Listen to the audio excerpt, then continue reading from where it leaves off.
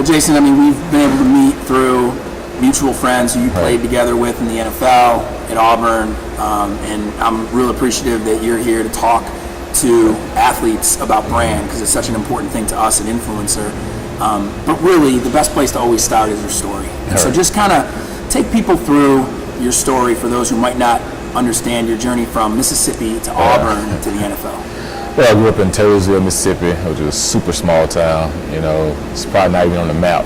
You know, it's probably is now because, you know, I played ball, and Billy Hamilton from Cincinnati Reds grew up there as well. So my story is I come from a small town, and people always told me it's hard for kids to come from small towns and make it to the big leagues. And my whole goal is my parents were educators. My dad was a coach / assistant principal. My mom was a teacher assistant. So I kind of grew up understanding how important education was. And my dad always told me, son, no matter how good you get or how much you can do in the field, if you don't take care off the field, it doesn't matter. And he said, I need you, he said, knock on wood, if you get hurt tomorrow, what you gonna do with yourself in life? And at that point, I started rethinking about my life, about, okay, it can't just be all ball and all sports and, you know, not have another plan, because it's right, one day the jersey goes away. And for me, you know, I was an A and B student from kindergarten all the way through college. And a lot of it came from because I was pushed in education and understanding the importance. My brother played football before me. He's 6 years older than me. Played at Mississippi State. Slipped a disc in his back last game of his college career, which he was going to play in the NFL. And because he got an engineering degree, he was able to go ahead and get a good job, which he's consistently doing now, and he's making great money. And because of that education, that degree he has, he was able to do that. His life didn't stop because he got hurt or injured in sports. And for me, I was fortunate enough not to get injured in college, and I was able to go ahead and live my dream. And, you know, once you make it to the college, you know, things get bigger. The higher you go up, the bigger the bigger it gets. So, but those things always stuck with me. Because a lot of guys that I know that was all ball when they got to college, they forgot about school. Yeah. You know, it was all about, I'm going to the big leagues, I'm going to the big leagues. And I tell you, over 70% of those guys that think they're going to the big leagues don't go. And the ones that do go, they're maybe a year in or out. And a lot of it has to do because mentally, they never saw anything outside of ball. And when they didn't make it to the league, you know, you get those phone calls, hey man, can you give me a tryout? Or, you know, I don't know if to do it myself. Because when we was in college, understanding that a scholarship is not just play ball. You know, take advantage of the scholarship to get a full degree, get your education. And then once you get your degree and you finish, that's something people can never take away from you. And so a lot of them is trying to go back now, transfer, going back to school and trying to get their degrees and finish and, you know, help promote themselves in their life, or get into coaching or get into some business, which is helping a lot of them. And but it took them a long time to get to that because they never saw anything outside of ball. In their mind, it was always, I'm gonna go to the league, I'm gonna make money. Right. And when it doesn't happen, it's almost like they run to a brick wall. So I always tell kids, I said, look, you gotta have a plan A. I said, it's great to have that plan and want to make it to the big leagues. There's nothing wrong with it. You gotta have a vision before you can achieve it. I said, and number two is, I said, you gotta have plan B. What happens, knock on wood, you get hurt, or all of a sudden you can't play ball anymore? How you gonna provide for your family when you become a husband, a father? What's your plan? What's your goal? You got to have something. You can't just be out there floating through life. Even though I retired from football, I still have a connection with them. You know, I'm welcome to come back to their places. I'm welcome to meet up downtowns, and, you know, they call me there in town playing or something. Hey, meet up for dinner or something. Because of the relationships I was able to build, my brand expanded outside of football than I ever thought football could do. But because I was able to learn how to communicate with people, give people time and understanding, and not just blow people off because, oh, you play ball, I'm gonna blow you off. Like, no, you just the same as another person, except for you just on TV. So people see you a lot more than they just see a normal person. That's the only thing that separates the two. I said, so I think a lot of guys put themselves too high on the pedestal. And when you do that, you're gonna fall from grace hard. You know, you hear about it a lot of time. Athletes, you know, making it to the big leagues, making a lot of money, doing a lot of different things. And they put themselves up there, they forget about just trying to keep everything even keel. And then there's so many people pulling on you, tugging on you. You gotta be able to separate who's there for you for real and who's there just tagging along on your coattail just to get a dollar. You talked about all the connections you developed. Yeah. Now, whether you just play in the SEC at a school or you happen to not only be good enough but lucky enough, as you said, to make it to the NFL, it is temporary. And so were you intentionally thinking about life after sports when you were establishing those relationships, or was some of it just kind of who you are as a guy? Like, unpack. It's a lot of bit of both, because I always ask the guys ahead of me that played before me. I said, hey, what's a couple of things you would do, if you was a young guy in my situation, since you've been through the NFL? And those guys would tell me, hey, number one, when you make your money, save 70% of it. Put 70% every way each year, live off the 30%. So I was like, okay.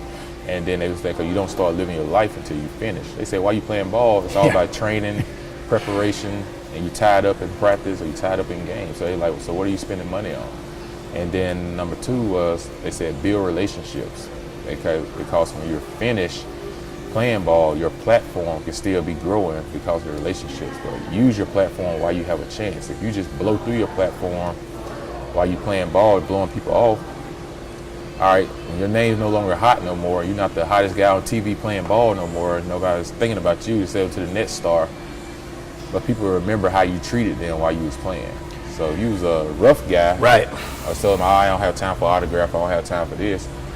All right, now you need those people to help you, but they're not there for you. It's interesting to me that you said their platform, that saying has been around forever, right? Leverage your platform, or build a platform, or use the platform that is college football, use the platform that is the NFL.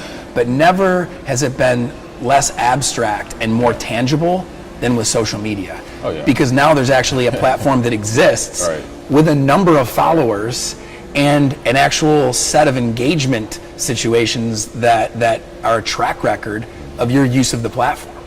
Yeah, they have to understand, kids now have to understand, you have a bigger opportunity platform. When I did it, there was no Instagram, no Twitter. That stuff came along when I was probably my 6th, 7th year in the league. It's when Twitter and Instagram started coming along.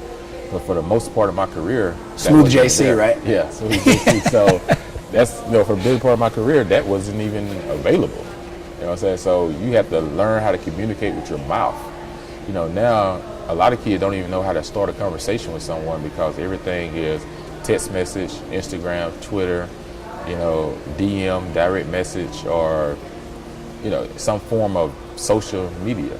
Like, they wouldn't even know how to go into a job interview, and they wouldn't even know where to start because they lack communication skills. Yeah. I was like, look, you can have all the social media, but don't forget how to learn how to communicate with people. And use your platform. Like, you can use it one or two ways. One, it can be positive. If you put positive stuff on there, people follow you. People get to learn a little bit more about you. But all it takes is one negative thing to go on your social media, and it can kill your whole. It can take you a lifetime to build something. It takes you one mess up to tear it all down. And that's why I always try to tell my nephews, I try to tell other kids, yeah, you can build your platform to what you want it to become. But all it takes is one big negative mess up, and everything come crumbling down. I was like, so as hard as it took you to make it, it's one easy mess up and can tear it and destroy it. So I always tell my man, before you even hit send, before you even hit DM, or before you just put a picture up there, think about who's gonna see this and where the backlash gonna come from it. If you don't, before you send it, don't just send something and just be like, it's whatever. Those coaches see that. If you're a high school kid, college coaches look at your Instagram, they look at your Twitter. They want to know, who is this kid? What's this kid all about? He's a troublemaker. He's a kid that's going to listen, get along. Is he someone we can bring on our team and help us get better? Or is he going to be a troublemaker? If you're a troublemaker, they see it on your Instagram and your Twitter, they cut you off then. And then they're going to look at your grades. All right, this is a guy we got to worry about staying in school, or he going to fail out because they give you a full scholarship. They want to know, they don't want to babysit you. At the same time, they want you to make sure that you can help their program because coaches get fired and hired off their success. Right. I was like, so you're still interviewing for a job even as a high school recruit, you don't even know it.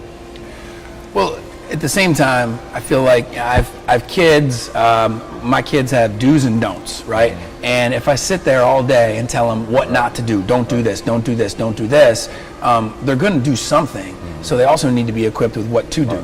And what I see as I go to a lot of college programs, or even before that, at the high school level, is a lot of don'ts. Don't do social media the way this guy did. Look how much trouble he got into. And it's good. We need to scare kids and let them see the reality of the fact that when you're at the combine, if you make it to that level, they will look at every tweet and ask you why you like this or retweeted that. But what about the do's, right? What about how to handle yourself properly on social media? Yeah, that's the other thing going back to the platform. The thing is, put some positive stuff out there about you, like who you are as a person. You know, like put it out there. You know, let people know. If you're gonna put a picture out there doing something that you're not being fake about, but this is the real you. Right. And don't think that you got to put the picture out there to get attention. You know, a lot of people do stuff just to get attention. Right. Or, you know, I mean, we've been in the locker room before the games. Guys has put something out there just to get a whole bunch of followers right before the game. I'm like, dude, are you focus on the game or you focus on how many followers you got? I was like, it's a time and place for everything. But a kid can also put out there, like, look, what they striving to be in life, what they want to be in life. You know, like me was always like, okay, I wanted to play ball. Okay, when I got finished playing ball, I wanted to coach. I wanted to be interactive with kids, take all the stuff that I learned for the pros and bring it back to the community and tell these kids and install these kids the things I learned along the way. I said, be influential on your Instagram, your social media. I like, the more you can be influential, the more people, you get those people that need to hear you. You have a voice. And the thing that social media does for everybody now, everybody wants to be heard. But social media gives you that. But you can be heard the right way, you can be heard the wrong way. Like I always tell, don't put explicit stuff on Instagram or your Twitter. You know, don't put bad language on your Instagram or your Twitter. The only reason I say that is because your language sometimes can teach you a lot about who you are as a person.